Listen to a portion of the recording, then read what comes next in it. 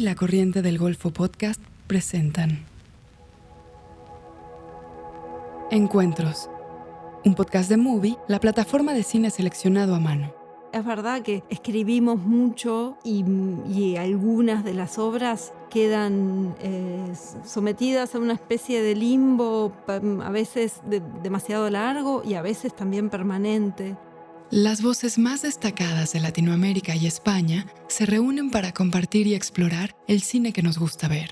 A mí me preocupa mucho cuando el texto es lacio, es rubio, está bronceado, o sea, se parece, ¿no?, a otra cosa. Me gusta la arruga, me gusta la estría, me gusta la cicatriz, me gusta lo que el otro considera que es feo, ¿no? Lo que no es armonioso.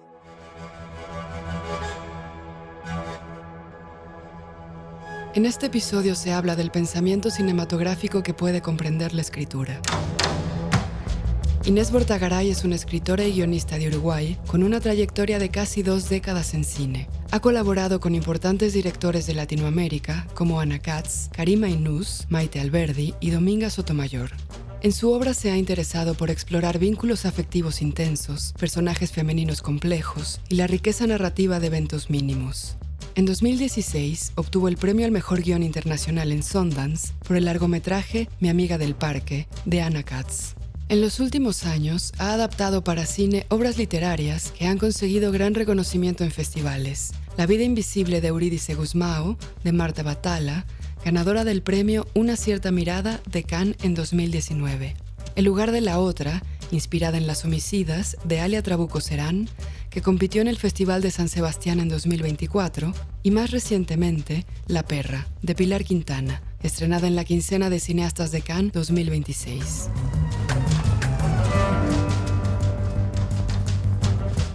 Por otro lado, Katia Dawi es una escritora peruana, autora de libros de cuentos y novelas como Aquí hay icebergs, ¿Quiénes somos ahora?, Un nombre para tu isla y Nunca sabré lo que entiendo. Su literatura se ha caracterizado por enrarecer los espacios domésticos, cuestionar la institución de la familia, crear atmósferas palpablemente incómodas y hacer uso de un lenguaje austero, pero preciso y visceral. En 2023 recibió el Premio Nacional de Literatura de Perú por su libro de cuentos Geografía de la Oscuridad, una de las obras mejor valoradas por la crítica en España y Latinoamérica en 2021. Inés y Katia se reúnen aquí para hablar del lugar del cine en su despertar literario y de la reescritura como una etapa reveladora en sus procesos creativos.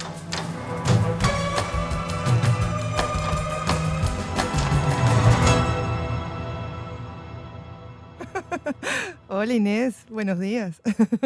Buen día, querida.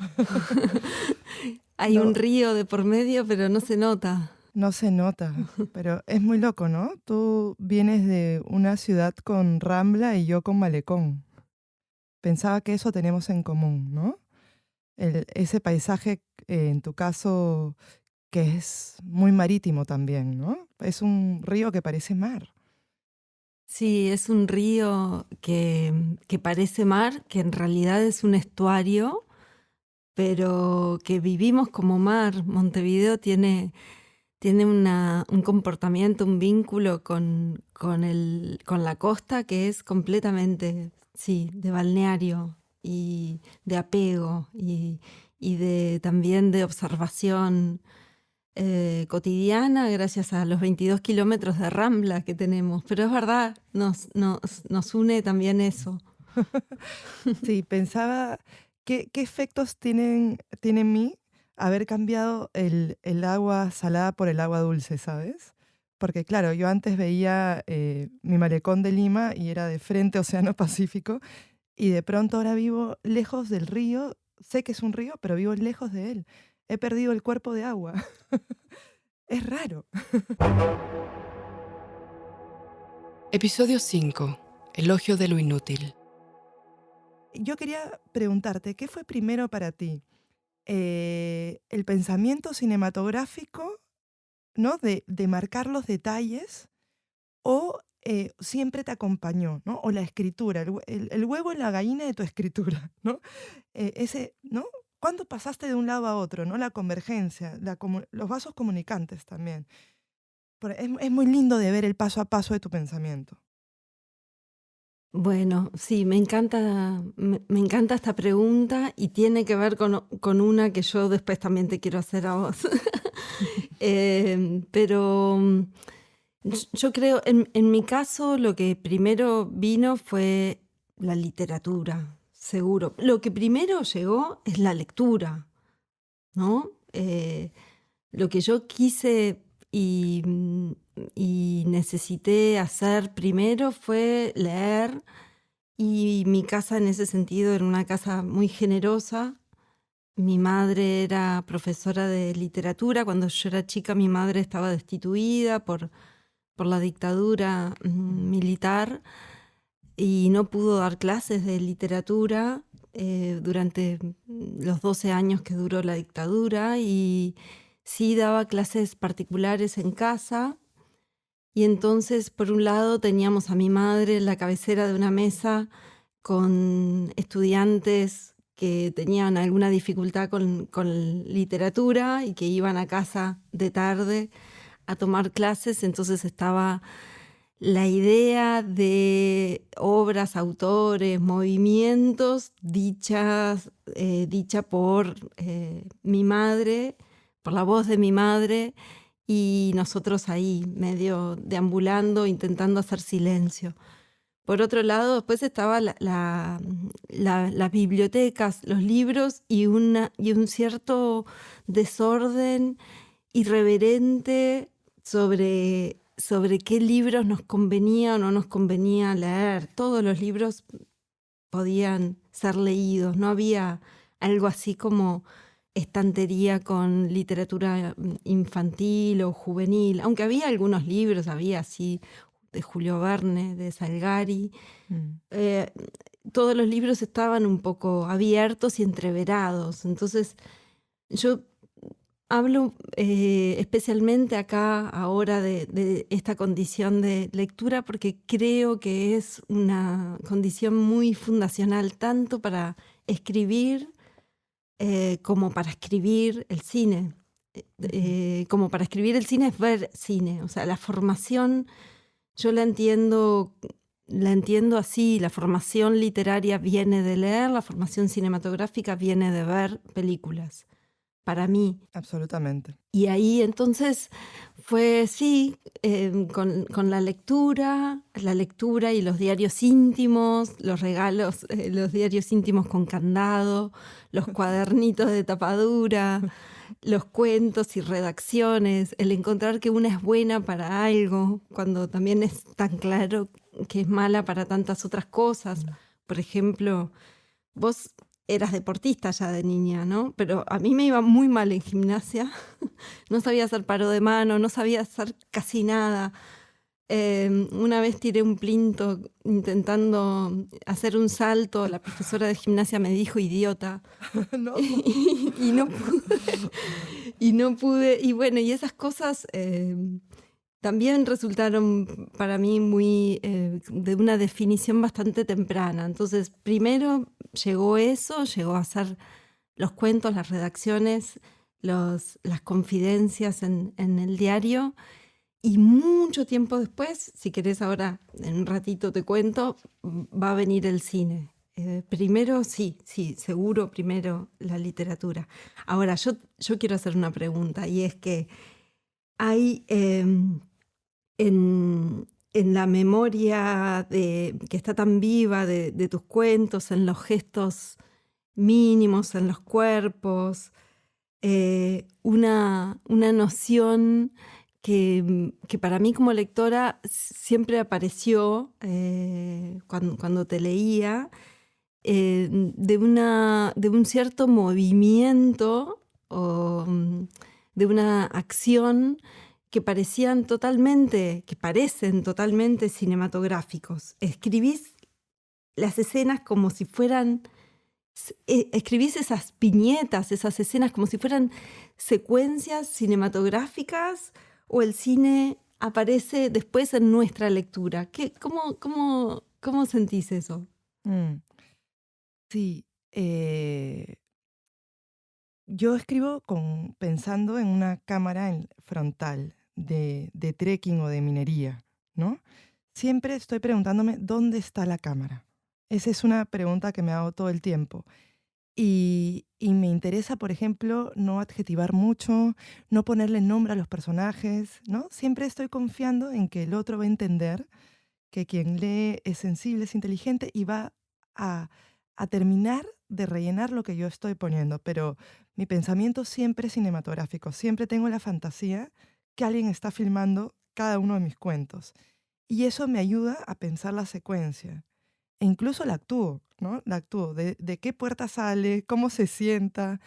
Mis protagonistas actúan. Y también pienso mucho, Inés, en el deseo, ¿no? ¿Qué hace que esta gente se mueva? Es su deseo. Y si yo los pasivizo, van a estar pasivizados por sus circunstancias. Entonces, aunque sus gestos sean mínimos, siempre tienen que moverse. Y eso, por supuesto, me lo enseñó el cine, ¿no? Yo siempre pienso que en cine hay cosas que no se hacen. Por ejemplo, nunca vemos a los protagonistas bostezar, porque todos en el cine bostezarían, ¿no? Esa es como mi idea. No estoy segura de que sea así. Pero entonces trato de que mis personajes nunca estén aburridos. Siempre tienen algo para hacer, para pensar, ¿no? Algo así sería, ¿no? No sé explicarlo bien quizás, pero Sí, sí, sí, sí. Y me parece que se pega totalmente con la idea de que personaje es acción, que es una sí, de nuestros axiomas pensando en cine. sí, Y es así como lectora. Yo creo que hay algo profundamente cinematográfico en tu escritura.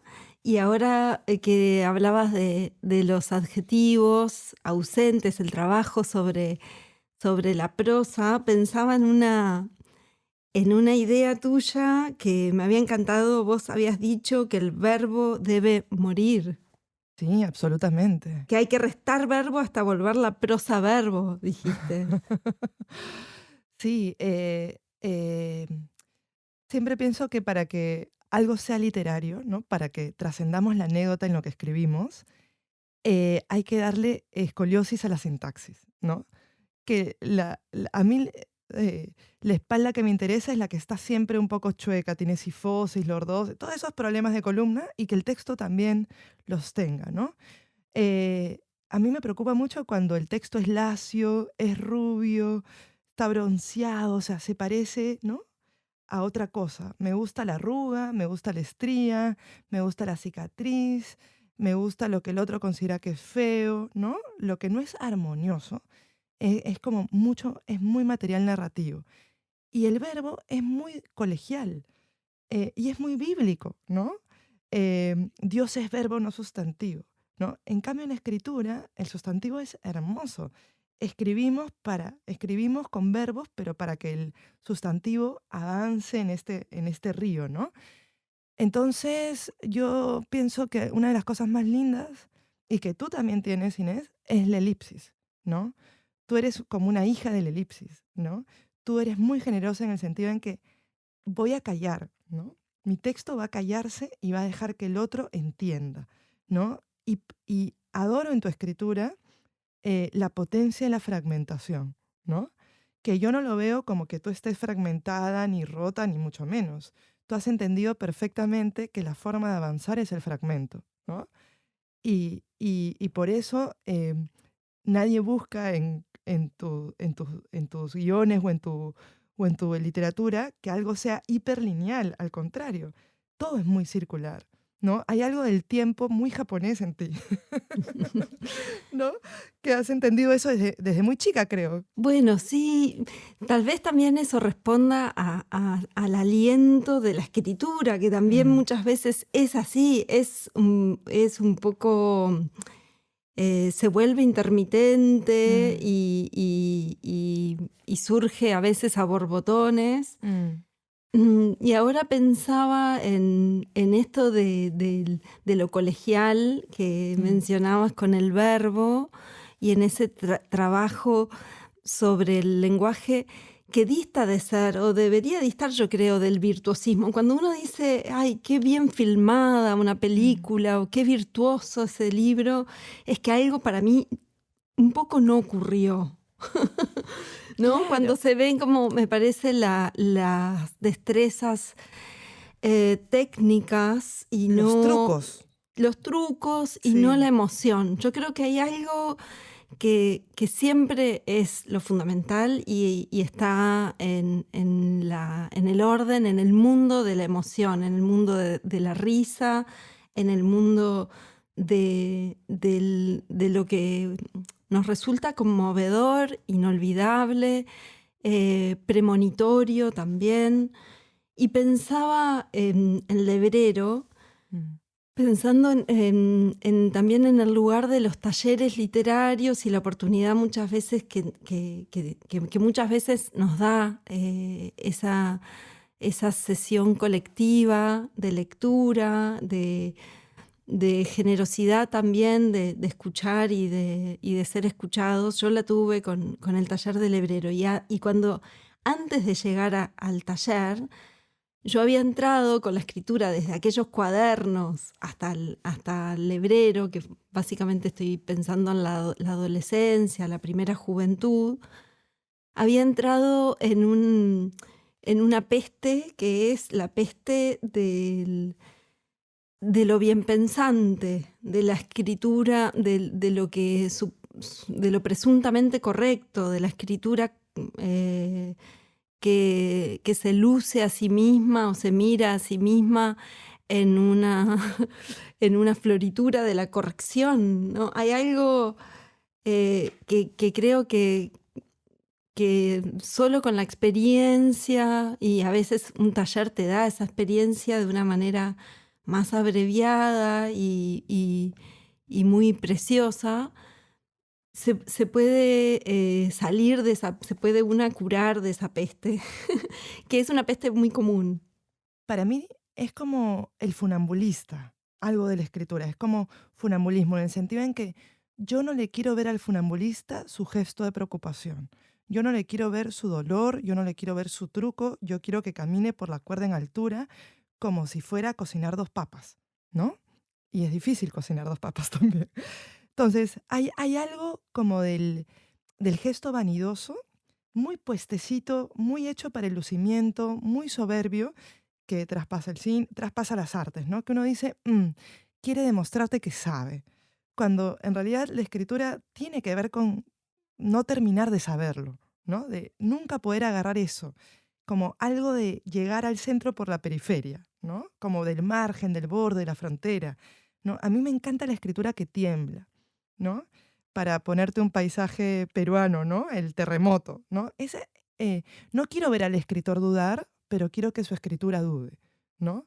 Y que su personaje dude. Me conmueve mucho la escritura de la ambigüedad, ¿no? Entonces, sí, yo también cuando noto en el espacio de taller, ¿no? Que dicto también como tú en la universidad o en talleres, cuando noto el gesto dudoso del personaje, ay, qué ternura me da, cómo me conmueve su conflicto, ¿no? A que todo el mundo esté dado, perfecto, correcto. Técnica sin corazón, quiero decir, ¿no? Si no hay corazón, es terrible, porque lo técnico sí se enseña, pero a tener corazón, ¿no? Sí, lo siento también pensando en el guión y pensando en el cine, lo fundamental que es hacerse de una genealogía, hacerse de una familia y dejar que esa familia se pueble también de música, de las artes visuales, pero también de la historia, de todo lo que podamos ver, absorber y comprender. Hay algo que ninguna técnica puede reemplazar y a veces veo con cierta desconfianza y con un poco de aprensión una ponderación de la técnica que desplaza lo que yo creo que es más importante, que es construirte tu mundo. Y tu mundo para mí tiene que tener que ver, sí, con el otro, con el cuidado del otro, con estar medianamente informados de lo que pasa en el mundo, con la historia, con la geografía, con una amalgama que es frondosísima y que no se resuelve. en entender las fórmulas, los paradigmas y ya está. ¿Qué vas a contar si no? Claro, y además eso es justo lo que la inteligencia artificial puede reemplazar fácilmente, ¿no? La zona de la técnica, pero el punto del humano, ese conjunto de sensibilidades, contradicciones y ambigüedades, ¿no? Esa luz y oscuridad que habita en cada uno de nosotros, eso va a ser solo la visión muy singular que tenga cada quien respecto de su propia escritura, ¿no? Si el texto es genérico y podría ser escrito por cualquiera, como también un guión, y no tiene una mirada particular, no se ha posado a pensar un ápice del mundo y su contexto, ¿no? A lo Annie Ernaux, ¿viste? O sea, a mí Annie Ernaux me encanta en el sentido en que no puso todos los huevos en una sola canasta, ¿no? Ha hecho un libro de cada etapa, digamos. Y además cuando ella, en el 68 creo, cuando saca El acontecimiento, ¿no? A ella le dicen, tú has escrito un libro de tu aborto, y le reclaman, y ella dice, no, no, no, está mi experiencia, pero yo he pensado lo que sucedía en todo el país, ¿no? Hacíamos la revolución estudiantil y la revolución sobre nuestros cuerpos, el cuerpo de la mujer, no era aún posible, ¿no? Yo he pensado al otro. Ella, por ejemplo, hablando de genealogías, es alguien que enseña, sin decirte estoy enseñando, a pensar que puede ser tu historia autobiográfica, pero también tienes que dar cuenta de lo que está ocurriendo en el mundo más allá de tus narices al mismo tiempo, ¿no? Sí, y tanto lo que está como lo que no está y que vive en el fuera de campo. Yo creo que eso también lo he encontrado leyéndote, Katia. El fuera de campo, ¿no? Porque está lo que está y está después eso que se sabe que existe, pero que no estamos viendo, y que muchas veces también es subtexto y que está hecho de una emoción eh, que en los textos, estoy pensando en el mundo de lo familiar, puede habitar en ese mar de fondo, en esas complejidades y tensiones y contradicciones de lo que se soterra, ¿no? Eso yo creo que también es cinematográfico, pensando en los movimientos, en el personaje, esa acción. Estoy pensando en esto, en el fuera de campo. Yo pensé que nos íbamos a ir los dos juntos de vacaciones, así, que íbamos a estar en la playa, que nos íbamos a levantar tarde, que íbamos a... ¿Por qué? Sí, no, pero no da. No da. ¿Vos me estás dejando? Yo quiero pensar... Ah, bueno, está bien. Vos estás completamente decidido. Hola. Hola. Hola, Miguel, estás completamente decidido. Bueno, listo, chau. No lo puedo Bien. creer.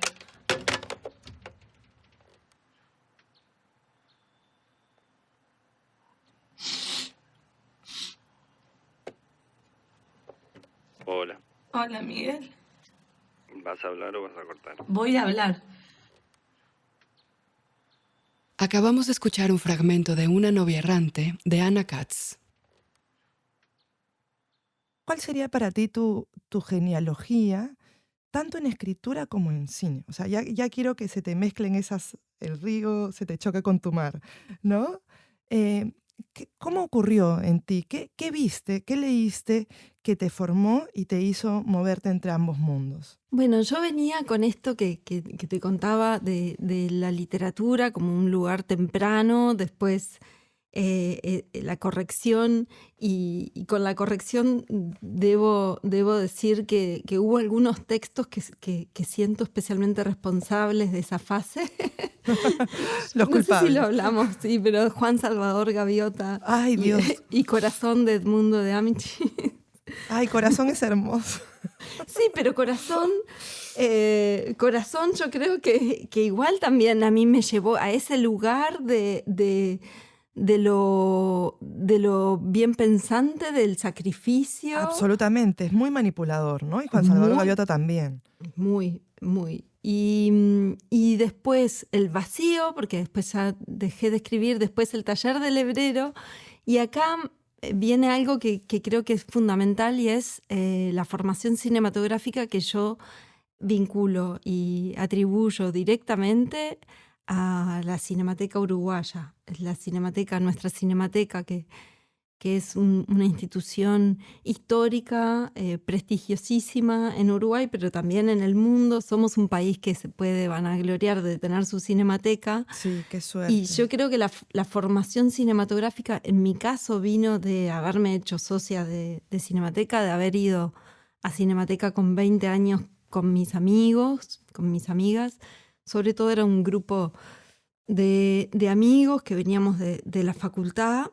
Y yo creo que esa emoción de haber circulado por las salas de la Linterna Mágica, de Cinemateca Carnelli, de la Sala 2 de Cinemateca, y haber visto ciclos y haber encontrado de pronto que la educación sentimental y Romer tenían tanto para decir, de haberme topado con Ozu y los cuentos de Tokio.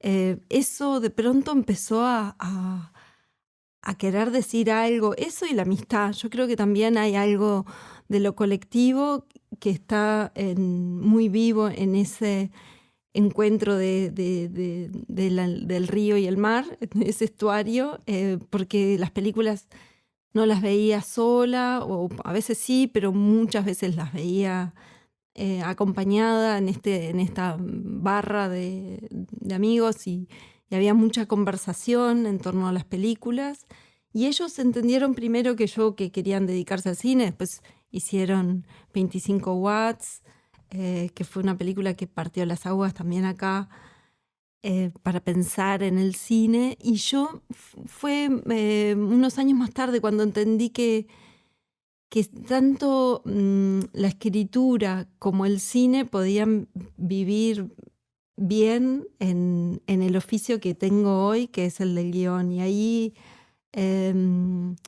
hay una persona que para mí es muy importante, y es Ana Katz, amiga adorada, que el primer guión que se convirtió en una película. Antes había escrito algunos otros guiones, pero el primero que se filmó fue Una novia errante en el año 2005. Entonces, a partir de ahí, yo creo hace 20 años que más decididamente me fui sumergiendo sí, en este oficio que quiero mucho. Y sí, sobre eso te quería preguntar, ¿qué sentiste? Porque yo he hecho algunos guiones que nunca se hicieron película, pero que me entrenaron 5 años en pensarlo, ¿no? ¿Qué sientes tú ahora con La Perra y todo esto, con el guión de La Perra, cuando tú vas al cine y ves esa proyección por primera vez? ¿Sientes que se parece a lo que escribiste? ¿Qué cambia? ¿Se traduce? Porque yo creo que lo que tú haces es jardinería, ¿no? Está la cosa de traicionar, pero también injertas, ¿no? Traduces, remiendas, vuelves a abonar. Todos esos lenguajes que cambian cuando pasa a color y a estar animado. ¿Qué hace en tu alma eso? Yo creo que hay una naturaleza que pervive. Hay algo muy inmaterial, intangible, y a la vez inmanente, que está ahí, que estuvo en las palabras, que estuvo en el archivo de 80, 90, 110 páginas, que después llegó siempre a las películas que escribí. Yo creo también, y he repetido mucho esta idea de Bresson, de que el cine se alumbra 3 veces. El primero de los alumbramientos es el guión, el segundo es el rodaje, el tercero es el montaje. Y yo creo que es verdad que el guión se escribe, se toman muchas decisiones en el guión. Yo la verdad es que respeto mucho el oficio, respeto mucho a los colegas que nos dedicamos a esto. Y es verdad también que después va a venir el rodaje con sus propias condiciones, con sus propias contingencias y necesidades y vicisitudes y también imprevistos. Y la película nace de vuelta, nace además en los cuerpos, en las voces de actrices y actores que le dan el rostro y materializan la película, en los paisajes que se encuentran y después vuelve a nacer en el montaje. Y eso para mí es fascinante, el pensar que el guión está tan vivo y que tiene que estarlo porque es su naturaleza esa. A mí me parece muy, muy precioso y muy distinto también del camino de lo literario, ¿no? Aunque también la literatura tiene su otro alumbramiento en las lecturas. Por supuesto que sí, estoy convencida.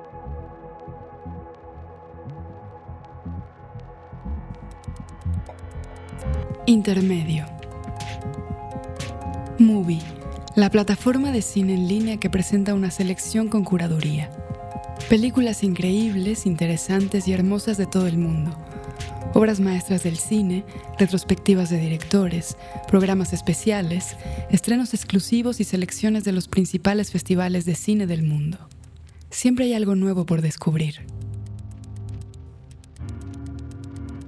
Para ver lo mejor del cine en streaming, visita movie.com/encuentros y prueba Movie gratis durante 30 días. Esto es mubi.com/encuentros para obtener 30 días del mejor cine gratis. En este espacio, Inés Bortagaray y Katia Dawi hablan de algunas de sus películas favoritas. Yo pensaba en Ozu o Cuentos de Tokio o Primavera Tardía. Cualquiera de las dos películas a mí me generó una emoción una emoción perdurable y las he vuelto a ver a las dos. Pero también podría pensar en todo Ozu. Cuenta conmigo, de Rob Reiner. Ay, cuenta conmigo, sí. Escúchame, basta. Sí. Sale de mi mente, Inés. ¿Cuenta conmigo? Ay. Yo mi película favorita, creo. Cuando mi hijo más grande cumplió 12, dije, bueno, ahora tenemos que ver una película juntos. Estaba esperando ese momento para vivir el ritual de una película que empieza diciendo, basada en la obra de Stephen King, ¿no? Que empieza diciendo que nunca tuvo amigos como aquellos que tenía a los 12 años. Por eso había como algo de sí, un ritual, una ceremonia de ver esa película que tanto habla de los dolores del crecimiento, como de la pérdida de la inocencia, como también del refugio de la amistad. Es tan compasiva y bueno, me da una pena lo de Reiner. Ay, sí. Ay, es tan terrible. Bueno, Terrible. La felicidad de Agnès Varda. La felicidad, sí, seguro, y es muy... es una película que también volví a ver y que me volví a ver varias veces y que siempre me deja preguntas sobre la mirada, sobre el matrimonio, sobre la muerte, sobre la familia, una mirada. Es como decían que en su momento cuando se estrenó decían que era un cuento de hadas, pero al revés. Y es un cuento de hadas cuando se piensa en el inicio y los girasoles, el verano, los cuerpos jóvenes, la belleza y de pronto la mácula, algo que tuerce algo. Es una gran película. Y acá, dos más, me estoy propasando, yo sé, pero bueno, Paper Moon, de Peter Bogdanovich, y An Unmarried Woman, una mujer descasada, de Paul Mazursky. Con esas películas me voy al fin del mundo. Me encanta. A ver, ya. Me encanta. Sobre todo, Cuenta conmigo. Me acuerdo que me impresionó mucho cuando me enteré que era un cuento de Stephen King, ¿no? El cuerpo, me acuerdo que se llamaba, sí. El cuerpo. Y esa escena de todos los chiquitos corriendo sobre la línea del tren es bueno, es preciosa, los diálogos, todo. Yo tengo mis favoritas también, y perdonen las referencias muy peruanas, pero Fitzcarraldo de Herzog es una de mis películas favoritas. Probablemente Herzog sea el director de cine que más ha entendido o estudiado o trabajado con la selva peruana, ¿no? Incluso les diría, le entiende más que muchos limeños, ¿no? Que no podemos llegar a ella si no es por avión o dando una vuelta enorme a través del Amazonas, ¿no? Y Hace te hago, algo... Sí, perdón, te hago te interrumpo sí, un segundo. Y cómo se plantea también esta idea de la ceguera, ¿no? De la obsesión, de la ceguera, de la obstinación, eso es ¿no? lo Como un que... arquetipo. Eso es justamente mi parte favorita, ¿no? En el sentido en que vemos a este Fitzcarraldo que ha perdido los remos, ¿no? Llegar con Claudia Cardinale de perfecto blanco a Manaos para entrar a la ópera, ¿no? Y que Caruso lo señale o que él crea que es el elegido. Y la película o sea, tiene la premisa perfecta. ¿Cómo este tipo sin remos llega de perfecto blanco a Manaos? Sin remos, ¿no? Entonces, ¿va a hacer su ópera en Iquitos, sí o no? La pregunta es la terquedad, ¿no? Y marca la terquedad, o sea, Herzog va a hacer cine sí o sí, aunque la gente deba morir, aunque él deba morir, aunque pierda a sus mujeres, pierda a sus esposas y pierda a sus hijos, él va a conquistar lo inútil en ese sentido, ¿no? Es perfecto en ese sentido, ¿no? Terco hasta morir. Y esa película tiene esa impronta perfecta del comienzo. A mí me encanta. Luego, la otra que no sé si la has visto, Inés, que a mí me parece la mejor película peruana, que es Metal y Melancolía, No. ¿no? Uy, es un documental increíble hecho entre si no, por ahí que me equivoco, 92-93, ¿no? De Hedy Horingman, una neerlandesa peruana, ¿no? Que hace algo increíble. Esa época, en los 90, Lima, casi el auto de Lima es el Volkswagen Escarabajo. Y son taxis, ¿no? Es una época peligrosa. Va a ser el fin, ¿no? De Sendero Luminoso, van a capturar a Abimael Guzmán. Venimos de toda esa recesión, hiperinflación de Alan García, y se nos promete que el fujimorismo, que Fujimori es la nueva salvación. Quienes hacen que Fujimori sea presidente son los taxistas, en el boca a boca. Mi padre tenía escarabajo, mi madre tenía escarabajo, ¿no? Y en Lima era una época en que todo el mundo compraba su letrero de taxi y era taxista. Pero el escarabajo tiene un problema. Tú no puedes escapar. No hay 4 puertas, no es un sedán, ¿no? Entonces, Hedy va con la cámara preguntándole al taxista qué espera del futuro, ¿no? Y ves una Lima que ya no está. Una Lima que incluso tenía trocha, pero en avenidas que hoy son edificios enormes, ¿no? Y ella no es cruel, pero ocurren crueldades, ¿no? Tipo, me acuerdo que van al cementerio, se ven bebés fallecidos sin tumba o abortados. Es súper duro. Y yo me preguntaba, en esa Lima violenta hemos crecido los que estamos en nuestros avanzados 40, ¿no? Y ni te digo de un Perú. Esa Lima sí refleja el Perú, ¿no? Del emprendedor que quiere salir adelante, del emprendedor informal. Y hay un momento de extrema ternura en Metal y Melancolía. Hedy el taxista está llevándola, ella dice, llévame a donde quieras, ¿no? El taxista está así y dice, mira, y abre la guanterita y dice, ¿no? Tengo unos lapiceros, ¿me puedes comprar? Uy, señor, disculpe, lapiceros tengo. Ah, pero ¿y estos alfajores? Los hace mi mujer, ¿no? Ah, bueno, si los hace tu mujer, dámelos, ¿no? Y le van, o sea, no basta con que pague la carrera, le van vendiendo algo en extrema ternura, ¿no? Lapiceros ya tengo, alfajores te llevo, el marja blanco es de olla, lo hace mi mujer. Es tiernísimo y ella se deja conducir. Hay taxistas, mujeres afroperuanas, ¿no?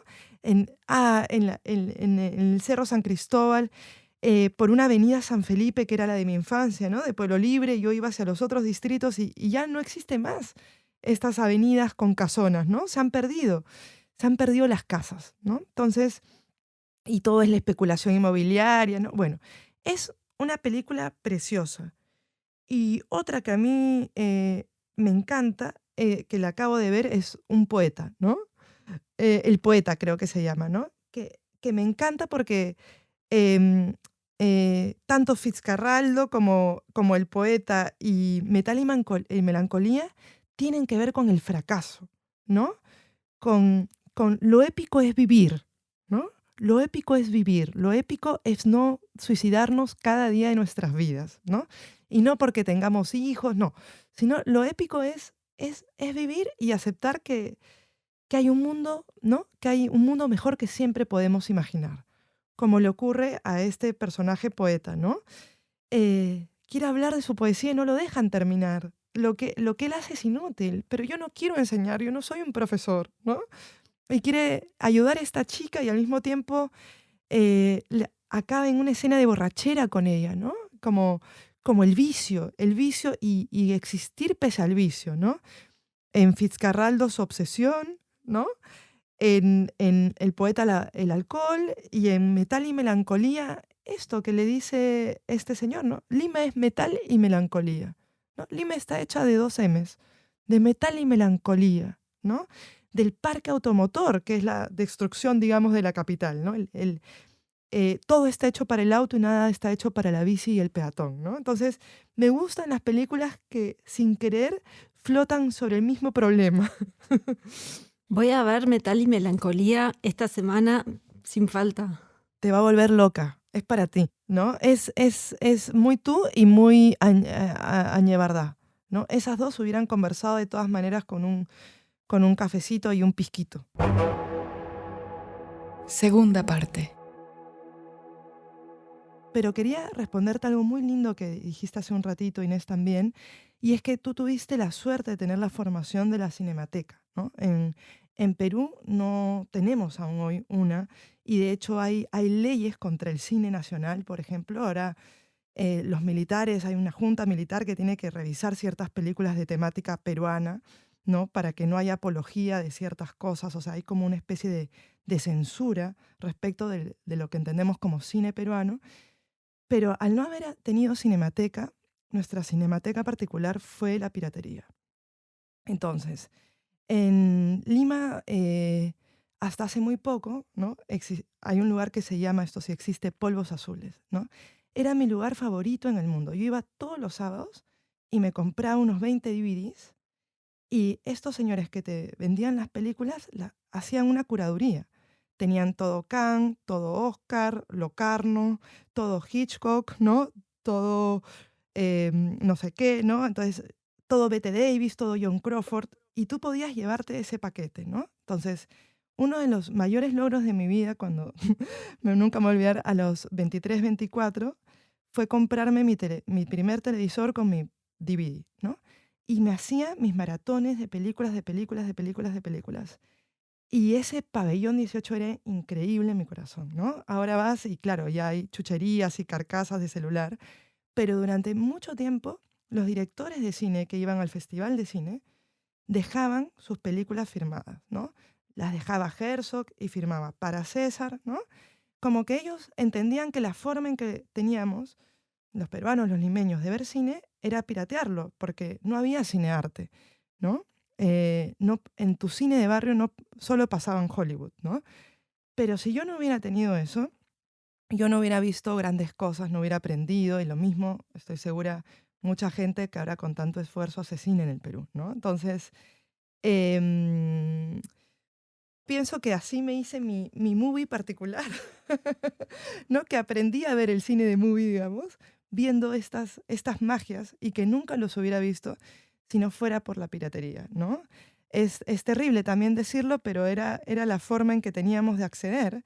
Y además los cineastas pactaban con eso, entendían perfectamente que era así como se hacía, ¿no? Pero qué bien esos curadores, sí. porque también si no hay quien te quien organice algún canon o Exacto. justamente todo lo que se despega del canon y responde o no responde a un orden más indómito. Hay alguien que tiene que establecer esa genealogía. Exacto. Y bueno, justamente mencionás a Movie, eso está hoy, pero si pensamos en el tiempo de nuestra formación, No esas había. personas que hacían eso voluntariamente Sí. son muy encomiables, ¿no? Sí, y además tenían me acuerdo mucho que había un libro negro, ¿no? Que era como el cine gay o lo pecaminoso, ¿no? Lo que rozaba con lo casi pornográfico te lo entregaban aparte, ¿no? Y era muy gracioso esta cosa clandestina de pedir el libro negro, ¿no? Con las portadas, ¿no? Pero era precioso de ver. Y ahora te iba a preguntar, eh, ¿tú crees que el hecho de haberte hecho ser amiga de Ana Katz y pensar juntas, ¿no? Los guiones, esa mirada que alguien podría decir de lo femenino, ¿no? ¿Qué hubiera pasado si tú hubieras trabajado, digamos, tus primeros guiones con un varón? ¿Crees que hubiera sido diferente el mirar? Porque todo lo que haces con Ana es también muy político, ¿no? Mi amiga del parque, quiero decir, la intimidad es política. Tú estás hablando ahí de cuestiones de poder, ¿no?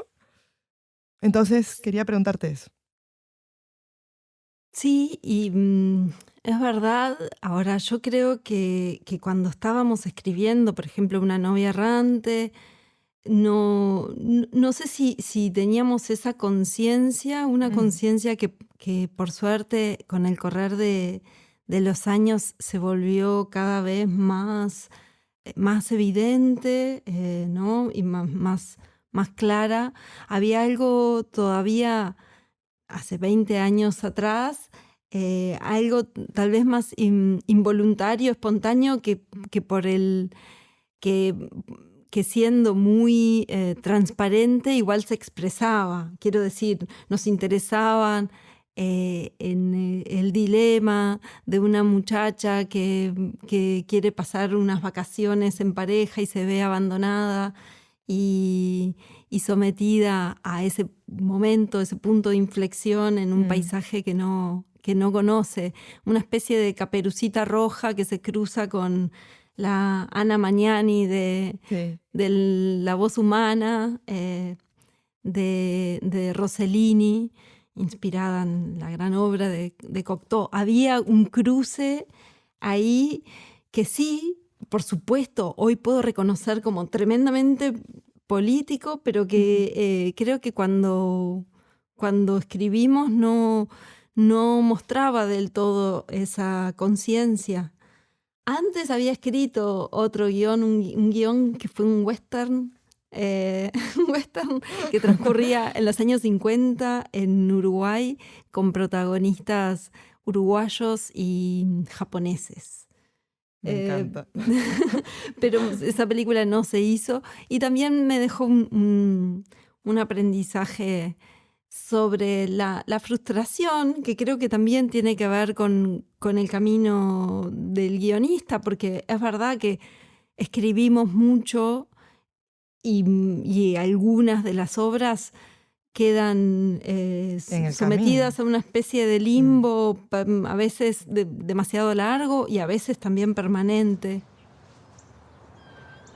Y me debes plata que nunca me devolviste ni hablaste del tema. ¿Qué plata? ¿Me debes plata, Rosa? ¿Qué plata?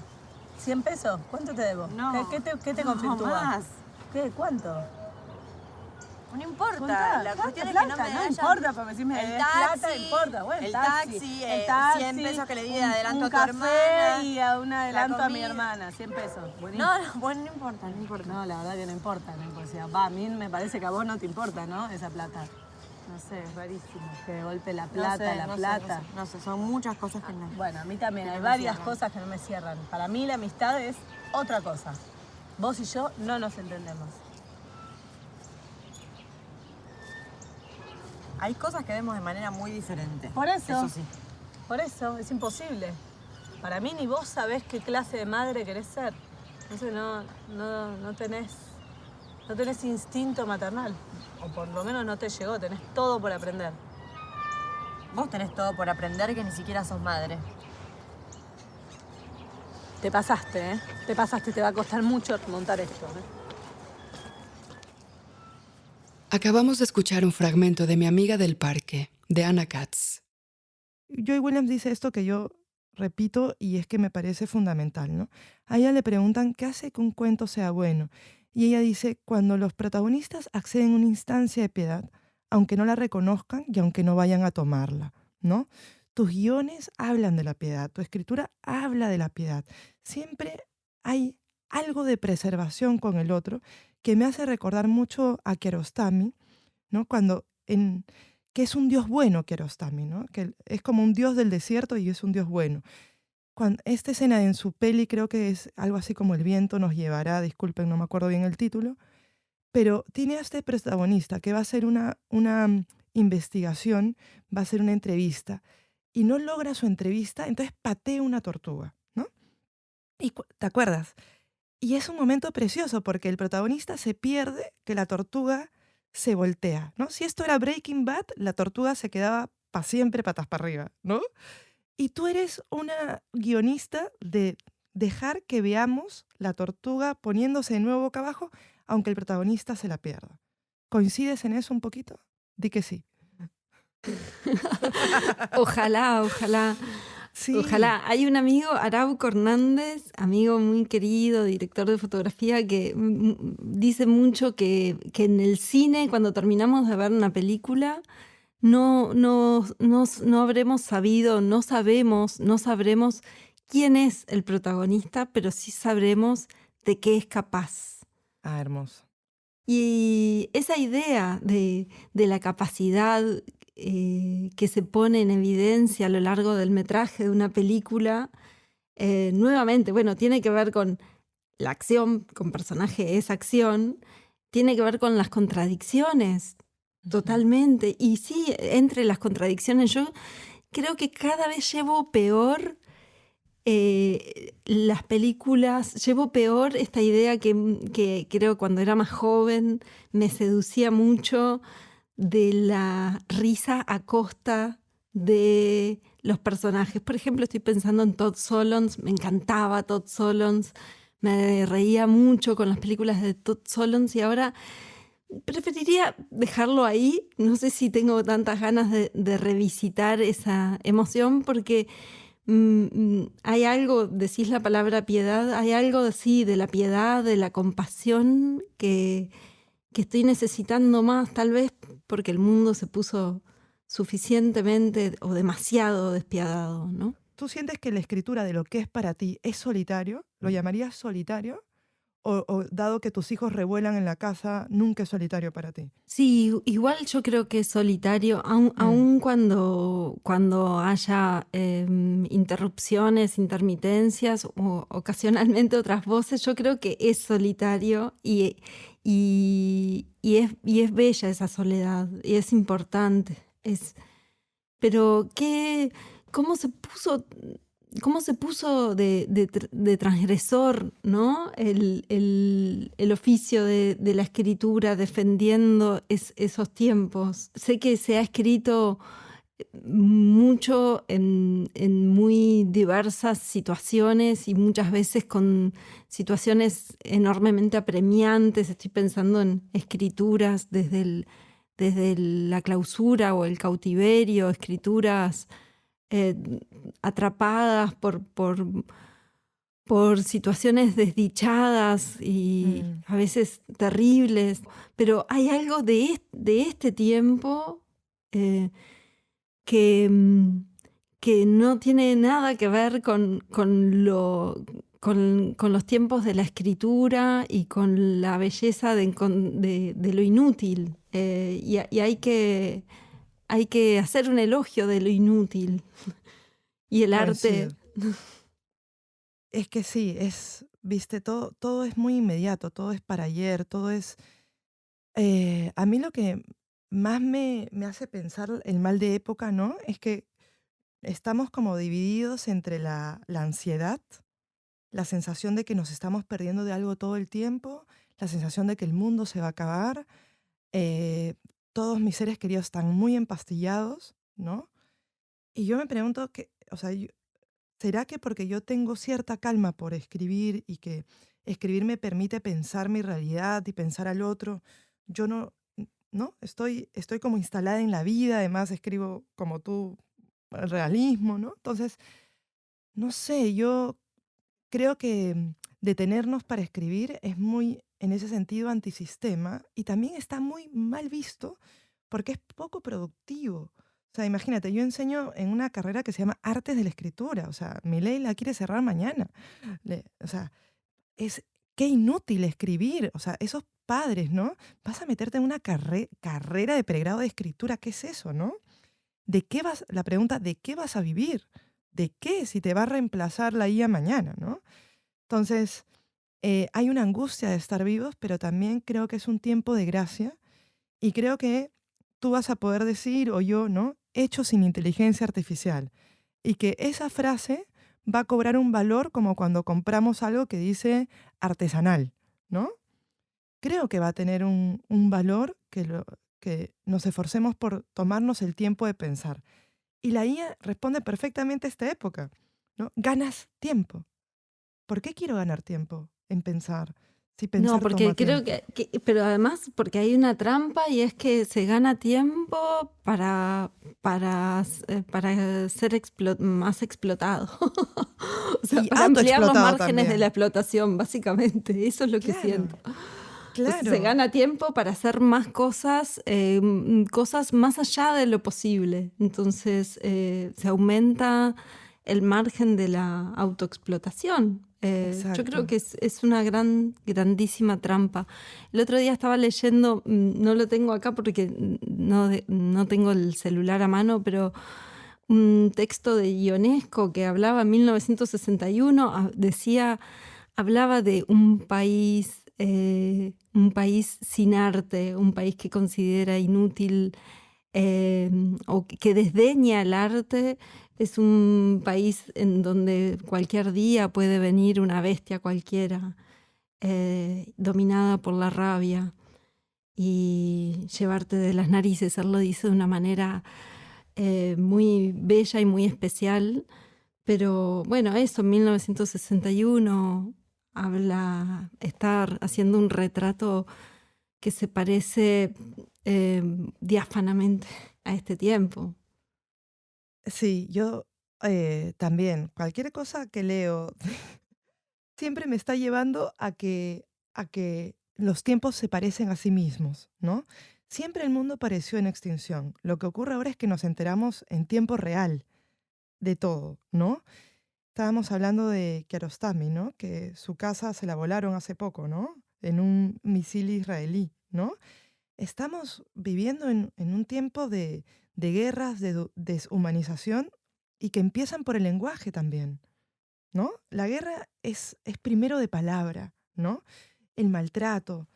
Y creo yo también como tú que las cosas inútiles, lo vimos en pandemia, ¿no? Esto que se llama lo inútil. No pudimos transitar un poquito mejor la pandemia por el deporte, la música y la literatura, ¿no? Quienes tenemos el placer de acceder a ellas, ¿no? Entonces, creo que las novelas nacen con esta palabra que tú usaste, con la peste, ¿no?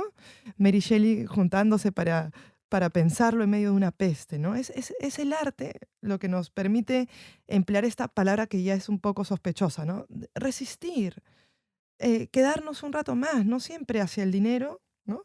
Pero pienso en Mary Oliver, Inés, cuando dice, ¿no? Si no vas hacia tu arte, vas contra tu arte, ¿no? Y acá vemos dos que pese a todo tratamos Sí. de seguir pensando, ¿no? Pensando con el otro, ¿no? Siempre, ¿no? Y conversando, yo creo que la conversación también es un espacio de resistencia. Y hoy hablábamos también bueno, ahora mencionabas la carrera en la que estás, que me parece una gloria que exista una carrera así. Antes mencionábamos los talleres literarios o los talleres, los espacios. Hay mucho lugar ahora para clubes de lectura, que yo no recuerdo que fueran tan frecuentes hace 20 años atrás. Yo creo que los espacios de conversación, el defender también esos refugios semanalmente de encuentro con las otras personas, con las amigas, con los amigos, con el café. Hay algo de aquella vida bohemia que yo creo que es de la tertulia y de las mesas y la trasnoche, de las mesas de bar, y que yo creo que también son lugares para defender pensando en esa resistencia. De verdad creo que la conversación es un lugar muy virtuoso y hoy estaba contenta porque iba a tener esta conversación. Ya eso me hacía mucha ilusión. Sí, yo también. Yo me levanté muy tempranito y dije, me voy a bañar para Inés, aunque no me huela. Porque tenía mucha ilusión de verte y de hablar contigo. Y sobre esto te quería preguntar también, mira, algo que tú haces muy, muy lindo es el trabajo del diálogo. Siempre en todo lo que escribes hay diálogo, incluso diálogo con uno mismo, ¿no? Pero el diálogo es algo que te importa mucho y no está exento de cierto sarcasmo también. Y me parece otro gesto generoso tuyo, que en tus guiones incluso la gente se tome el tiempo de no tener diálogos productivos. Que también se hable del chiquitaje, digamos, ¿no? Y eso a mí me encanta que se pierda tiempo en eso. No quiero el diálogo productivo que solo ¿me entiendes? Me saca y pone cosas y que queda muy obvio el truco de que está hecho para que se hable de esto, ¿no? ¿Cómo? Entonces, cierro mi pregunta. Yo veo que tú en la vida te importa dialogar y te preocupa eso también en lo que haces, sea guión o tus propios textos. ¿Cómo así? ¿Cómo así trabajas el diálogo? ¿Qué haces para probar que la gente está hablando bien en el sentido de comunicándose pese a todo? Bueno, Sid Field, que es un gran teórico del mundo del guión, que escribió muchos manuales, decía que hay que escribir malos diálogos, que hay que escribir sabiendo que las primeras versiones de nuestros diálogos van a ser malas. Yo creo que es verdad que los diálogos muchas veces en primeras versiones de los guiones adolecen de una cosa tal vez un poco tiesa o cuando no informativa, y que solo la reescritura le va a devolver la verdad que necesita. Y muchas veces los diálogos terminan de encontrarse ya en los ensayos y ya en ese segundo alumbramiento, ¿no? Es ahí donde encuentran del todo cabalmente la verdad en las voces de quienes van a interpretarlos. Ujú. Ahora, también para mí en el último tiempo el trabajo ha sido bastante consistente en esta operación de adaptación, porque estoy trabajando más en el último tiempo, más con guiones de obras adaptadas, perdón, con guiones adaptando obras literarias que con guiones originales. Entonces también es verdad que en esos procesos de adaptación muchas veces hay casi como una especie de esencia o perfume muy concentrado que ya vive en esas obras originales que estoy adaptando. Y bueno, y cuando hay algunos diálogos que son así como una especie de tesoro en miniatura que hay que trasladar, que hay que hacer vivir en ese universo nuevo. Y bueno, entonces no son del todo míos, simplemente estuve ahí encontrando cuáles son y llevándolos a vivir a ese otro lugar. Exacto, como reconociendo que esto es lo que hay que preservar. Sí, porque hay tantas decisiones que tienen que ver con darle eso, nuevas coordenadas, nuevas oportunidades en un lenguaje nuevo, que bueno, muchas veces todo tanto que es reconocible en la novela cambia, pero acá está esta semillita resguardada. Estoy pensando ahora, se está por estrenar el 18 de mayo, se estrena en Cannes en la quincena de los cineastas La Perra, una adaptación de la gran novela de Pilar Quintana que dirige Dominga Sotomayor. Y ahí hubo cantidad de decisiones que tenían que ver con darle una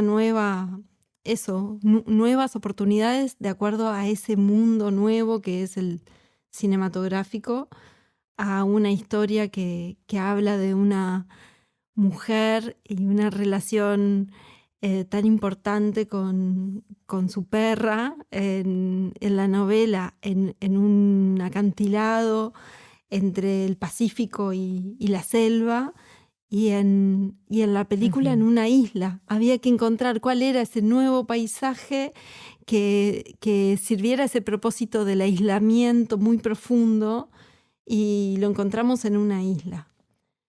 Y ahora mismo estoy con otro proceso de adaptación, que es el de la novela de Tatiana Tibuliak, El verano en que mi madre tuvo los ojos verdes. Y también ahí hay otras decisiones que tienen que ver con, bueno, cuál es este universo, o cuáles son los tiempos que van a vivir en la película, aun cuando sean tiempos que transgredan, ¿no? Que transgredan o sí, que se aparten de la obra original. Pero bueno, porque la fidelidad ahora es con el cine. Eso te iba a decir. ¿Qué significa para ti la parte de la reescritura? Ya no la parte de la adaptación, sino la reescritura. ¿Cuál es tu parte favorita? ¿Escribir o reescribir? Reescribir. Yo te iba a decir. Es la mejor, ¿no es cierto? ¿Y para vos? Absolutamente. Totalmente, sí. Todo el placer para mí está en reescribir. Sí. Todo el placer. Antes fue poner ladrillo sobre ladrillo, es un trabajo más. Y lo otro, sí, a mí me parece fascinante, sí, porque además de pronto estás reescribiendo y te das cuenta de que había cosas que estaban ahí y que guardaban un cierto orden, un cierto propósito que no había resultado evidente durante la escritura y que solo se desnuda y se hace evidente en la reescritura. Estaba todo ahí. Decís, es como si hubieras tendido, puesto el mantel, hubieras puesto la mesa y solo y los alimentos y los platos, y sin embargo no había una mesa puesta para un almuerzo familiar, y solo en esa cosa más quirúrgica que viene después encuentra todo algo que se parece a la armonía.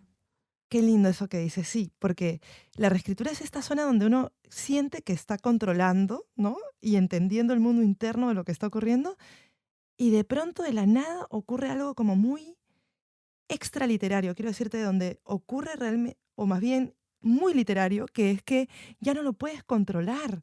Y algo de como si fueras una medium de ti misma, y ¡pum! Se conectan cosas increíbles. Y lo pensaba también respecto de este otro librazo. Qué suerte tienes de poder adaptar obras que te gusten, ¿no? De autoras que te encanten. El verano que mi madre tuvo los ojos verdes es muy inteligente en el sentido en que, como novela, hay gente que no soporta las primeras páginas porque la madre es muy denostada, ¿no? Y Tatiana lo entiende perfectamente, entonces escribe de esa denostación muy poquito, y luego empieza la ilusión y el romance, digamos, y el entender y aceptar quizás a esa madre, que es la parte más gruesa de la novela. Entonces yo me pregunto, ¿no? Inés, en su ternura, ¿nos va a preservar de esas primeras páginas? o también va a poner, ¿no? O también o cómo las va a pensar, lo va a poner después. Entonces digo, qué, qué, qué diosa, ¿no? De la estructura tienes que ser para elegir qué quede y qué no, ¿no? Es muy tremendo hacerlo. Mm. ¿Qué vas a hacer con esas primeras páginas? Ya están escritas, ya están Ajá. escritas. Ya hay una versión del guión. Ya está. Spoiler le estoy pidiendo. No hagas spoiler, No. pobrecita. Pero qué difícil, qué difícil. Y Sí, además pero otro hay idioma. algo muy esencial igual en esa novela que es, que es el amor que se trasunta igual a pesar de la burla y lo mordaz, ¿no? Exacto. Y si se pierde lo mordaz, y si se pierde esa mirada torcida que tan despiadadamente recala en cada uno de los defectos de la madre, cómo después llegar al otro. Así que de alguna manera estoy contestando. Sí, yo creo que esa es como para mí la novela perfecta para ti, porque en el sentido en que nos vas a llevar a la ternura de todas maneras, y es un libro de una ternura excepcional. Prácticamente es el único libro que yo he leído que me dio dolor de panza, que físicamente me hizo un buen daño, ¿sabes? Y cuando me pasa eso con las películas, ¿no? Que me dan dolor de panza. Yo nunca tengo dolor de panza y cuando tengo dolor de panza es mortal. Entonces ya tengo la expectativa de que la película pensada por ti también me lo dé. Es es como un llanto feliz.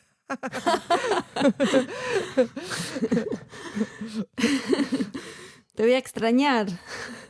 Yo también. No. Aparte quiero abrazarte y decirte buenas noches por invitarme.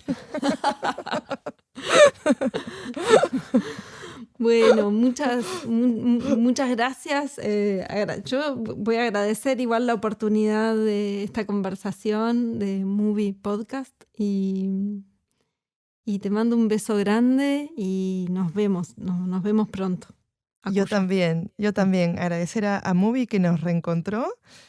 A ti, Inés, porque siempre charlar contigo es reír, es pensar y ¿sabes dónde nos imagino yo conversando? En medio de tu rambla, muy abrigadas, con viento en contra y nosotras yendo contra el viento. Impulsadas por el viento y sin saber muy bien hacia dónde caminamos. Genial. Perdiéndonos. Llevo un mate igual, El matecito, claro. El termo bajo el brazo, es increíble. Un besote, Inés, que estés muy bien. Un abrazo.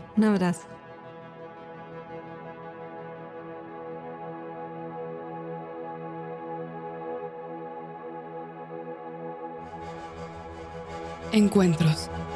Un podcast de Movie, la plataforma de cine seleccionado a mano. Escucha otros episodios de nuestra 10ª temporada de Encuentros, de Movie Podcast, con Gabriela Cabezón Cámara, David Pablos, Clarisa Navas, Benjamín Domenech, Teresa Sánchez, Alonso Ruiz Palacios, Diego Céspedes, Marisa Fernández Armenteros, Mercedes Gaviria y María Villar.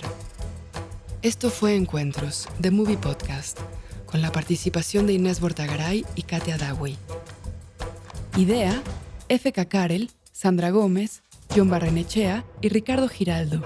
Producción, Ricardo Giraldo y Fernando Peña. Productores ejecutivos, F.K. Karel, Sandra Gómez, John Barrenechea, Diego Luna y Gael García Bernal. Investigación, guión y transcripciones, Andrés Suárez. Apoyo en guión y transcripciones, Fernando Peña. Coordinación de invitados, Mónica Pérez. Edición y música original, Andrés Solís. Voz, Elvira Liceaga. Marketing y comunicación, Sofía Chacón y Fabiola Quintero. Grabación de Inés Bortagaray en Uruguay, Pablo Macedo en Macedonia. Grabación de Katia Dawey en Argentina, Gustavo Pomeranek en Pomeranek Música y Sonido. La Corriente del Golfo Podcast y Movie, todos los derechos reservados 2026.